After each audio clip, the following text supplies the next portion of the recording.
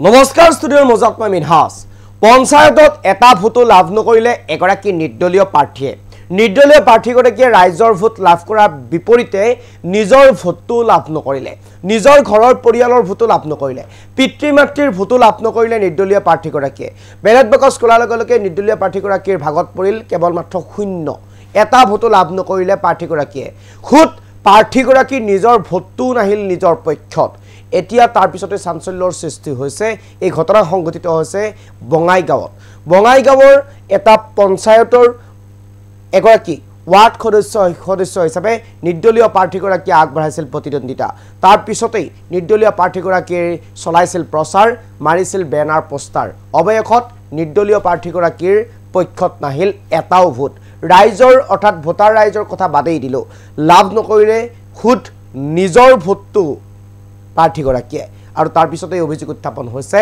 ধন লৈ নিজৰ ভোটটো নিদিলে প্ৰাৰ্থীগৰাকীয়ে নিজকেই এই মুহূৰ্তত খবিকেক লৈবৰ কাৰণে চেষ্টা কৰিছে ইতিমধ্যে পঞ্চায়তত এটা ভোটো লাভ নকৰিলে এগৰাকী নিৰ্দলীয় প্ৰাৰ্থীয়ে ধনৰ বিনিময়ত নিজৰ লগতে পৰিয়ালৰ ভোটো বেলেগক দিয়াৰ অভিযোগ ঘটনা সংঘটিত হৈছে বঙাইগাঁও জিলাৰ অন্তৰ্গত 22 নম্বৰ আলুকুন্দা গাঁৱৰ পঞ্চায়তত 22 নম্বৰ আলুকুন্দা গাঁও পঞ্চায়তৰ 4 নম্বৰ ৱাৰ্ডৰ সদস্য ৰেজাবুল হকে নাপালে এটাও ভোট ভোটাৰ ৰাইজৰ বিপৰীতে নিজৰ ভোটটো লাভ নকৰিলে প্ৰাৰ্থীগৰাকীয়ে বিপৰীতে প্ৰাৰ্থীৰ পৰা ধন লৈ ভোট প্ৰদান নকৰাৰ অভিযোগ এই মুহূৰ্তত খবিকেক লৈবৰ কাৰণে চেষ্টা কৰিছে ইতিমধ্যে পঞ্চায়তত এটা ভোটো লাভ নকৰিলে এগৰাকী নিৰ্দলীয় প্ৰাৰ্থীয়ে ধনৰ বিনিময়ত নিজৰ লগতে পৰিয়ালৰ ভোটো বেলেগক দিয়াৰ অভিযোগ ঘটনা সংঘটিত হৈছে বঙাইগাঁও জিলাৰ অন্তৰ্গত 22 নম্বৰ আলুকুন্দা গাঁৱৰ পঞ্চায়তত 22 নম্বৰ আলুকুন্দা গাঁও পঞ্চায়তৰ 4 নম্বৰ ৱাৰ্ডৰ সদস্য ৰেজাবুল হকে নাপালে এটাও ভোট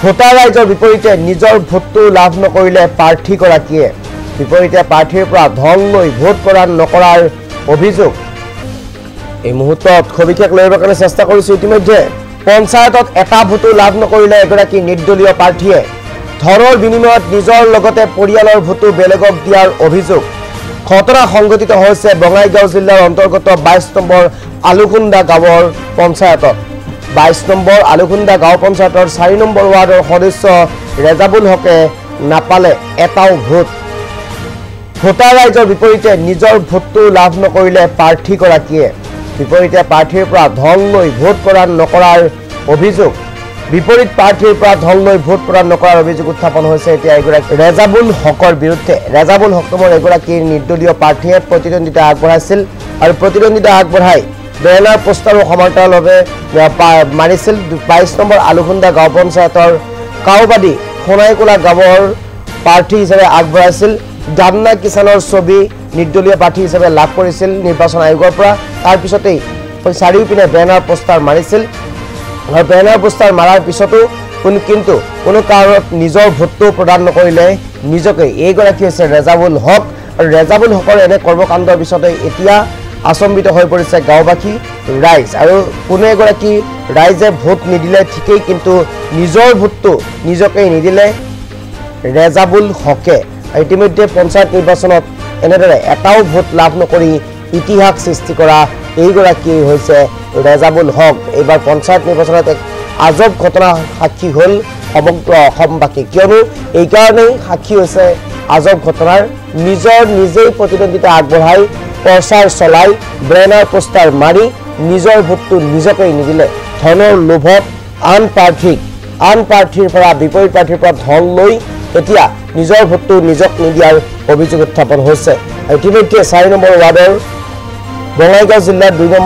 বঙাইগাঁও জিলাৰ আলুকুন্দা গাঁও পঞ্চায়তৰ 4 নম্বৰ ৱাৰ্ডৰ ৰেজাবুল হকে আগবঢ়াইছিল প্ৰতিদ্বন্দ্বিতা আৰু তাৰ পিছতেই এতিয়া আন এগৰাকী সদস্যাবৰৰ প্ৰাৰ্থী আছিল ফজিলা খাতুন আৰু ফজিলা খাতুনৰ পৰা মোটা অংকৰ ধন লৈ ৰেজাবুল হকে নিজৰ লগতে পৰিয়ালৰ ভোট ফজিলা খাতুনক প্ৰদান কৰাৰ গুৰুতৰ অভিযোগ উত্থাপন হৈছে অৰ্থাৎ এতিয়া সাধাৰণ ৰাইজে এনেদৰে মন্তব্য কৰা পৰিলক্ষিত হৈছে এই মুহূৰ্তত আছে মন্তব্য শুনিব বিচাৰিছোঁ এই সন্দৰ্ভত মই কি কওঁ আজি প্ৰায় 1 মাহ ধৰি আমিও ফিল্ডত বহুত কষ্ট কৰি আছো আপোনাৰ হিও বহুত কষ্ট কৰি আছে কৰি আমি সব কেইটাই আমি সকলোৱে মিলি আমাৰ ৱাৰ্ডত আমি বহুত যুঁজিলো যুঁজাৰ পিছত মোটামুটি 1 সপ্তাহমান আগত তেওঁ ৰেজাউল মা সেইটো ল'ৰা মানে যিয়ে মানে কেণ্ডিডেট আছিল, সিয়ে নিজে আমাৰ ৱাৰ্ডৰ আপোনাৰ মানে যিটো মানে ফজিলা খাতুন আছিল, তেওঁৰ পৰা 1 লাখ টকা এগ্ৰিমেণ্ট হিচাপে সি মানে পইচা লৈছে। সেইটো প্ৰমাণ মোৰ লগত এতিয়ালৈকে প্ৰুফ আছে। এতিয়াই যদি আপোনালোকে প্ৰুফটো খোজে,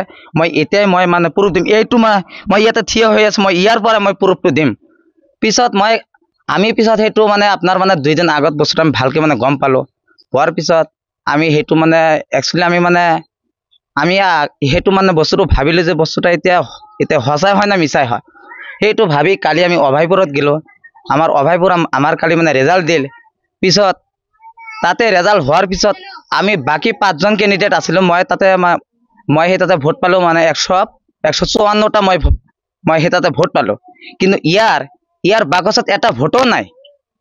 তেনেহ'লে যদি ইয়াৰ বাকচত যদি ভোট নাই, যিহেতু তেওঁ এতিয়ালৈকে মানে সিয়ে কেণ্ডিডেট, তেওঁৰ ৱাইফ আছে, তেওঁৰ মানে দেউতা আছে, তেওঁৰ মানে 2টা আপোনাৰ মানে তেওঁৰ যিটো মানে দেউতা সিয়ে আপোনাৰ মানে বিয়া পাতিছে 2টা। তেওঁৰ মানে 2টা আছে মা, তেওঁৰ খুৰা আছে, আৰু ইয়াৰ যিটো খুৰা আছে নিজে, সিয়ে এতিয়াই আপোনালোকৰ ওচৰত ষ্টেটমেণ্ট এতিয়াই দিব বস্তুটা সঁচা না মিছা। আপোনালোকে এতিয়া বস্তুটা প্ৰুভ কৰি এতিয়া আপোনালোকে হেৰি কৰক।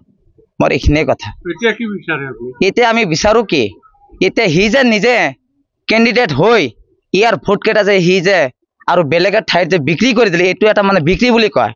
এতিয়া এইটো আপোনাৰ মানে সংবিধানত আছে না নাই আমি সেইটো মানে ভালকৈ গম নাপাওঁ। যদি সংবিধানত সেইটো নাই, এতিয়া এইটোৰ কাৰণে আইনমতে কি ব্যৱস্থা কৰা যায় আপোনালোকে সেইটো ব্যৱস্থা কৰক। মই আলুখন্তা জিপিৰ পৰা 4 নং ৱাৰ্ডৰ পৰা মই সদস্য পদত প্ৰতিদ্বন্দ্বিতা কৰিছিলোঁ। কিন্তু মই দুৰ্ভাগ্যত 144টা ভোট পাই মোৰ সমাপ্ত হৈছে।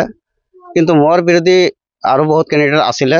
কিন্তু ইয়াত যিহেতু ৰেজাউল কৰিম আছিল, তেওঁ কেণ্ডিডেট হিচাপে আছিলে, কিন্তু তেওঁৰ বক্সত এটা ভোটো পৰা নাই। মই পলিঙত মই আছিলোঁ। কিন্তু কি হ'ব পাৰে আপোনাৰ মতে কি হ'ব পাৰে? তেওঁ ষড়যন্ত্ৰমূলকভাৱে কোনোবাই ভোট দিয়ে? হয়তো নিশ্চিত, কাৰণ তেওঁ কেণ্ডিডেট হিচাপে তেওঁ নিজৰ ভোটটো হ'লেও পৰিব লাগিছিলে। তেওঁৰ মাক দেউতা সেইখিনিও কৰিব লাগিছিল। যদি পৰা নাই, নিশ্চয় কোনো ষড়যন্ত্ৰ আছে। এইখিনি পৰা সন্দেহজনক কথা নাই। এই ওপৰত কোনো কমপ্লেইন কৰা নাছিল। তাৰমানে এইটো আমি ক'ব পাৰোঁ নেকি যে টকাৰ লালসাত পৰি তেওঁ নিজৰ ভোটটো নিজে দিয়া নাই, বিক্ৰী কৰি? হ'ব পাৰে, আমি সঠিক ক'ব নোৱাৰোঁ। যদি হ'ব পাৰে, নহ'লে নিজৰ ভোটটো নিজে কিয় দিয়া নাই? তেওঁতো কেণ্ডিডেট হয়।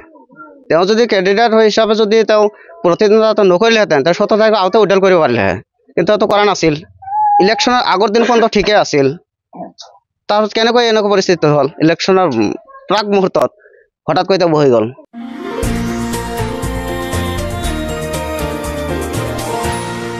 এনিটক্স, সোঁতৰ বিপৰীতে ৰাইজৰ স্বাৰ্থত।